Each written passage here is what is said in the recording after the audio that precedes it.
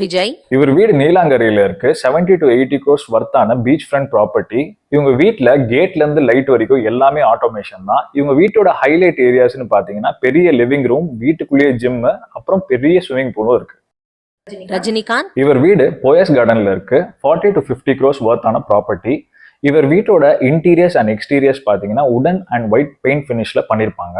இவங்க ஹைலைட் ஏரியாஸ்னு பாத்தீங்கன்னா meditation room, yoga room, அது இல்லாம இவங்க வீட்டுல ஒரு பெரிய கிராஸ் லான் இருக்கு. அதுல நேச்சுரல் ஸ்டோன்ஸ் வாக்கிங்காக போட்டு வச்சிருக்கு.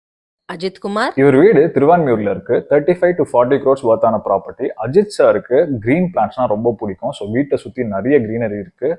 அவரோட வீட்டு இன்டீரியர்ஸ் பாத்தீங்கன்னா ஒயிட் அண்ட் கிரே காம்பினேஷன்ல மினிமலிஸ்டிக்கா ரொம்ப நீட்டான இன்டீரியர்ஸா இருக்கும். இவங்க வீட்டோட ஹைலைட் ஏரியாஸ்ன்னு பாத்தீங்கன்னா பெரிய லிவிங் ரூம் வித் பெரிய கிளாஸ் விண்டோஸ், அது இல்லாம ஒரு எல்லோ கலர் ஸ்டேர்கேஸ் இருக்கு. சூர்யா. வீடு டி நகர்ல இருக்கு. 45 to 50 crore வர்த்தான ப்ராப்பர்ட்டி. வீடு பேர் லக்ஷ்மி இல்லம், இது அவங்க அம்மாவோட பேர்.